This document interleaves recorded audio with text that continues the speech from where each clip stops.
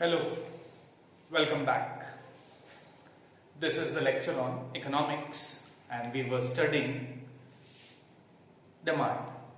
हमने पिछले 3 लेक्चर्स में डिमांड का मीनिंग और फैक्टर्स अफेक्टिंग डिमांड पढ़े, 9 कॉमन फैक्टर्स थे और पिछले लेक्चर में हमने बड़े इंटरेस्टिंग अनकॉमन फैक्टर्स पढ़े. I appreciate your effort. आप में से कुछ स्टूडेंट्स ने मुझे व्हाट्सएप के थ्रू कुछ और पॉइंट्स भेजे जो बड़े यूनिक थे, which do affect the demand. अब आज हम लेंगे एक लॉ, बहुत यूनिवर्सल और बेसिक लॉ है, बहुत इंपॉर्टेंट लॉ है. It is the law of demand. Now what does this law says? बहुत सिंपल सी बात कहता है ये,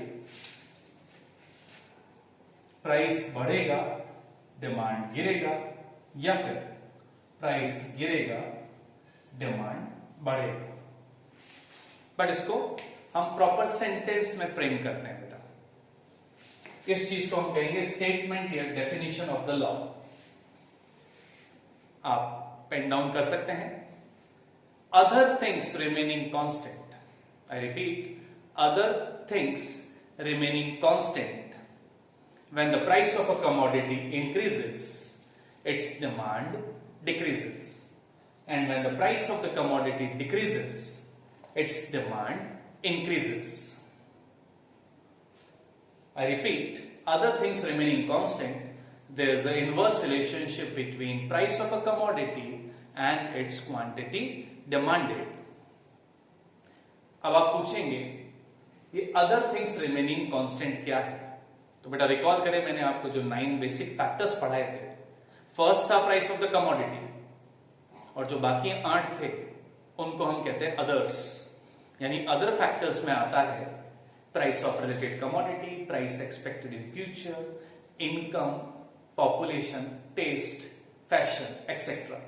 ये अदर फैक्टर्स जो मैंने गिनाए हैं इनको कांस्टेंट मानना है बेटा. अगर ये अदर फैक्टर कांस्टेंट मान लिए जाए, अज्यूम कर लिए जाए, तो हम गारंटी के साथ कह सकते हैं कि प्राइस और डिमांड में इनवर्स रिलेशन होगा. इस टॉपिक में हम क्या क्या पढ़ने वाले हैं और इस लॉ ऑफ डिमांड को मैं एलॉबरेट करूंगा, लेकिन पहले एक प्रीव्यू ले लेते हैं कि लॉ ऑफ डिमांड हेडिंग के अंदर क्या सब हेडिंग्स है. हम स्टेटमेंट तो पढ़ चुके हैं और अब इसको डिस्कस भी करेंगे. शेड्यूल, ये चारों चीजें बेटा लॉ ऑफ डिमांड ही है, लेकिन लॉ ऑफ डिमांड को पढ़ने के 4 अलग अलग अंदाज है. स्टेटमेंट जो है, जो अभी मैंने बोला, it was a sentence of English language, यानी एक टेक्सचुअल फॉर्मेट है. इसी को हम अभी डिस्कस करेंगे in the form of a schedule और टेबल. फिर हम इसी को पढ़ेंगे in the form of a diagram through demand curve. हम फिर से इसको पढ़ेंगे with the help of a function, equation के रूप में. ये तो 4 चीजें सेम हुई. उसके बाद हम पढ़ेंगे assumptions of law of demand. फिर हम पढ़ेंगे कॉजेस, रीजंस, कि भैया वाई प्राइस बढ़ने पर डिमांड क्यों गिरता है. जैसे मार्केट छोड़ने पे ये क्यों गिरता है, तो हमें रीजन पता है, ग्रेविटेशनल फोर्स. तो यहां क्या रीजन है? तो there are 5 reasons we are going to discuss. And then we will study some exceptions.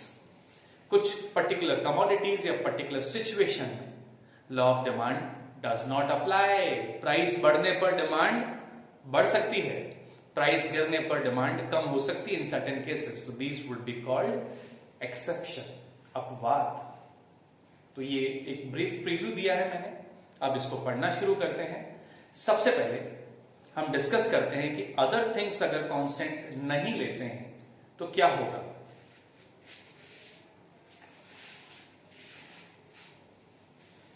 तो एक काम करते हैं, let the income of a person be 3 lakhs. उस समय किसी चीज का प्राइस 100 है तो ये बंदा 500 यूनिट्स लेता है. Okay, now let the income be 3 lakh, let the price become 130. Price बढ़ गया तो ऑब्वियसली बेटा लॉ ऑफ डिमांड क्या कहता है, प्राइस बढ़ेगा डिमांड गिरेगा. तो डिमांड 500 की जगह 400, यानी प्राइस बढ़ा डिमांड गिरा। In this case the law of demand applies. जब कोई चीज महंगी होती है तो हम कम लेते हैं। अब अदर थिंग क्या हो गया बेटा, प्राइस के अलावा से for example income. Other thing यहां कांस्टेंट है, इनकम कांस्टेंट है 3 लाख, बट एक मिनट के लिए इसको नॉन कांस्टेंट यानी वेरिएबल कर देते हैं। तो let the income be 6 lakh, यानी इस बार प्राइस बढ़ा है, प्राइस तो मामूली सा बढ़ा है लेकिन उसकी इनकम डबल हो गई, यानी इस बंदे की परचेजिंग पावर बहुत बढ़ गई है। तो अब ये महंगी चीज भी आराम से खरीद सकता है।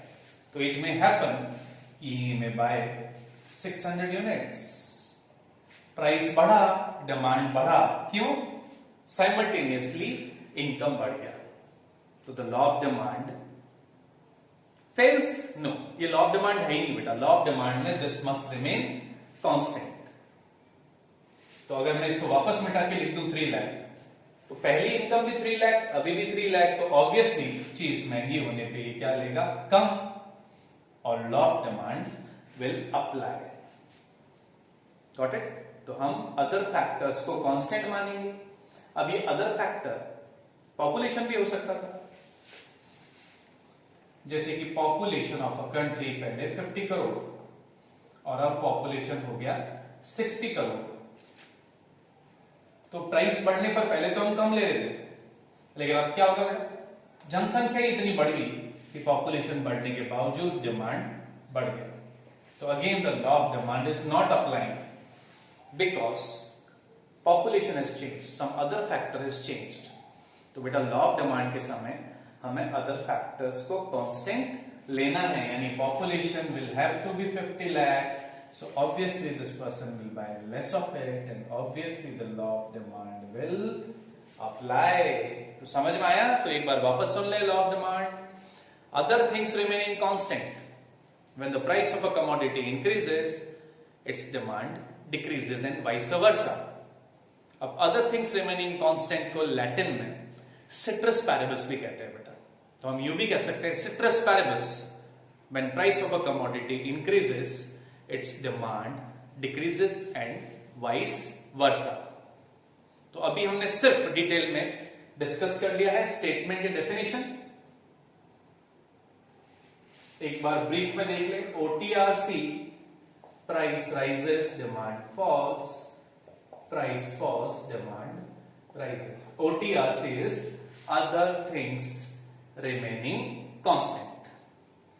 अब हम इस लॉ को पढ़ेंगे एक शेड्यूल, डायग्राम और फंक्शन की मदद से।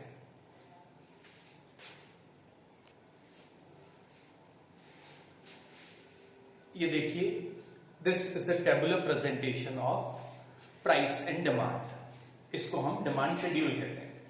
प्राइस 4 रुपीज पे consumer is buying 500 units. When the price rises to 5 rupees, he is buying less of it. He is buying only 420. And when the price becomes 6, he buys further less of it. तो ये law of demand ही तो हुआ बेटा।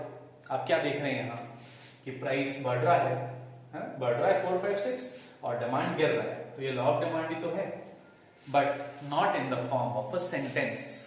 It is in the form of a table. The tabular presentation of law of demand is called demand schedule. It's a tabular presentation of various quantities demanded at respective prices. Now, the schedule itself is of 2 types: individual demand schedule and market demand schedule. तो क्या फर्क है देखते हैं हम। Let us suppose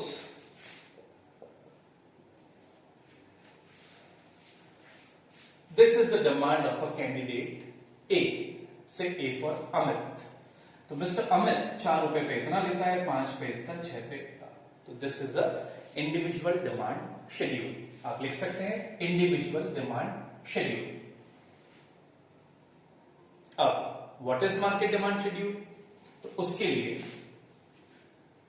quantity demanded of X by mister B 600, 500, 400। Quantity demanded of X by Mr. C 700, 450, 250. We assume, again assumption रहेंगे हमेशा economics में बेटा, वी अज्यूम कि एक्स कमोडिटी के सिर्फ 3 कंज्यूमर्स हैं, ओनली 3 कंज्यूमर्स। अजम्पशन है किसी कमोडिटी के 300, 3 लाख या 3 करोड़ भी कंज्यूमर्स हो सकते हैं, लेकिन एक क्लासरूम है तो समझने के लिए, अंडरस्टैंडिंग के लिए हम मानते हैं एक्स कमोडिटी को खरीदने वाले सिर्फ 3 कंज्यूमर है, ए, बी और सी। Now market demand of X is nothing but the summation, तो इन तीनों को ऐड कर दें,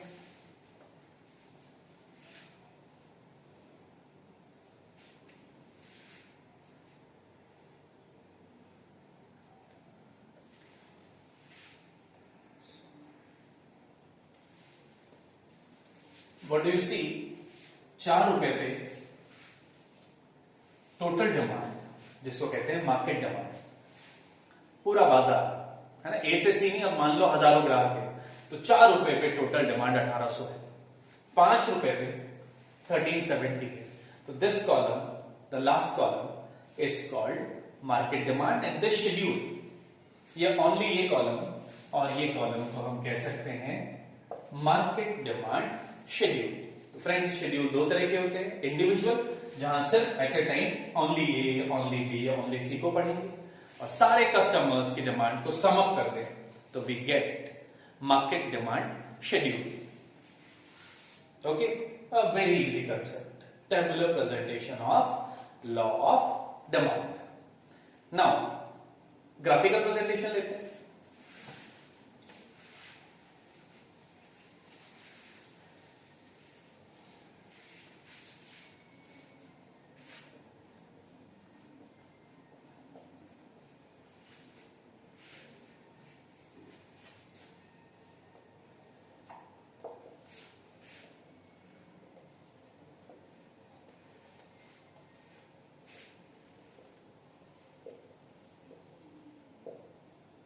इस तरफ प्राइस लिखा है, इस तरफ quantity demanded. We draw one line here, let this be A, the price is P, so demand is Q.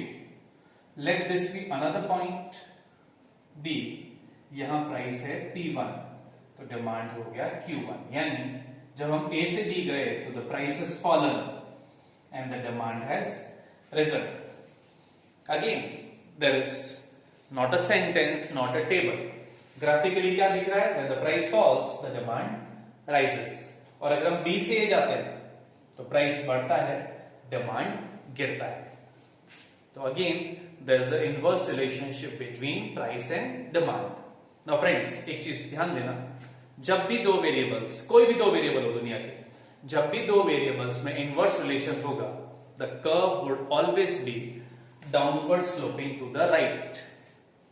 तो इन इकोनॉमिक्स हम आगे बहुत सारे कर्व्स पढ़ेंगे, कई सारे कर्व्स डाउनवर्ड स्लोपिंग होंगे। आपने अगर पहले पढ़ रखा है तो indifference curve is one of such curve, PPC curve is one such curve.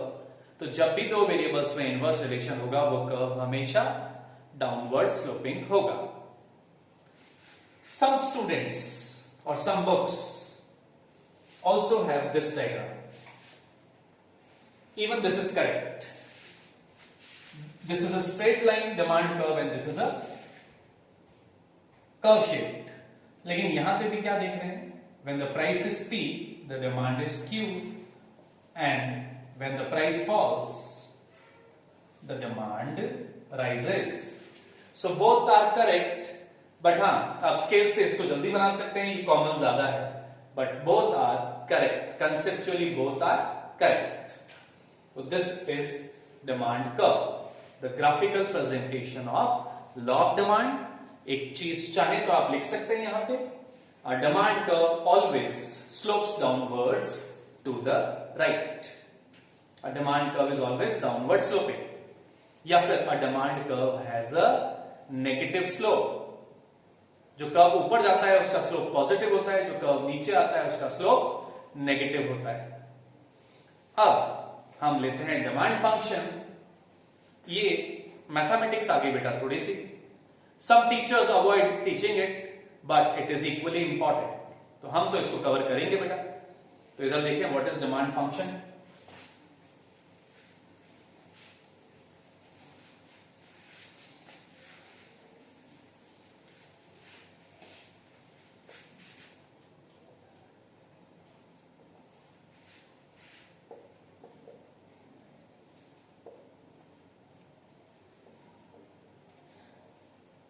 Now demand function जो है it is in the form of a equation.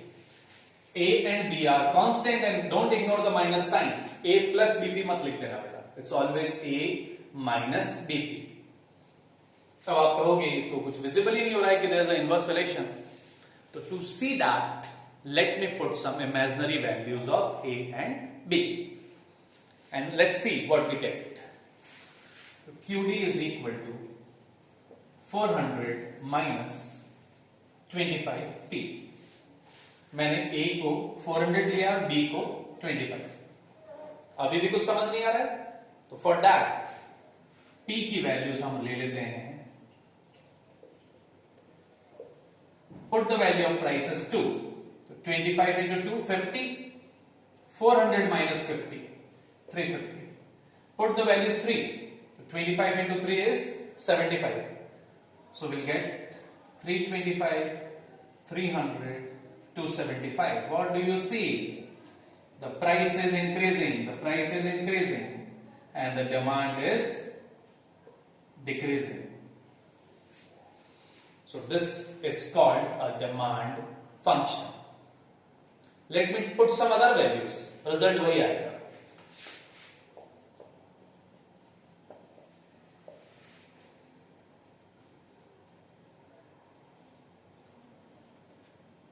So I have taken absolutely A की वैल्यू अलग है, B की value अलग है, price की values भी थोड़ी अलग है. रिजल्ट वही आएगा. 4 रख देना बेटा तो 80 आ गया. 5 रखने पर 100 आ गया तो 500 minus 100. अगेन आप क्या देख रहे हैं? प्राइस बढ़ रहा है, प्राइस बढ़ रहा है, डिमांड गिर रहा है. Inverse relation. And don't forget this minus sign.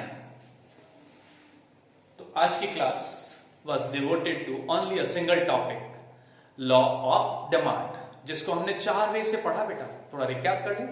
Statement की definition in the form of a sentence, in the form of words.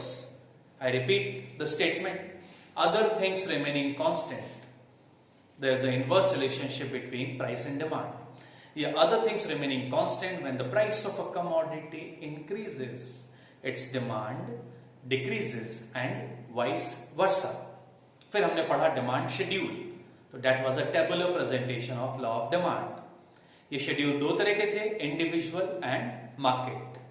Individual consumers की डिमांड ऐड कर दे तो we get the market demand schedule. फिर हमने पढ़ा graphical presentation of law of demand with the help of a demand curve. Demand curve is always downward sloping to the right. आप curve भी बना सकते हैं, आप स्ट्रेट लाइन भी बना सकते हैं. Demand curve always has a negative slope. And finally a bit of mathematical presentation. Demand function QD equal to A minus BP. Friends, ये फॉर्मूला आपके आगे भी काम आएगा जब हम प्राइस डिटर्मिनेशन पढ़ेंगे in the unit market. So that's all for today. Have a nice day. In the next lecture, I'll be teaching you the other headings of law of demand: assumption, reasons, and exceptions. So again, have a nice day. Thank you.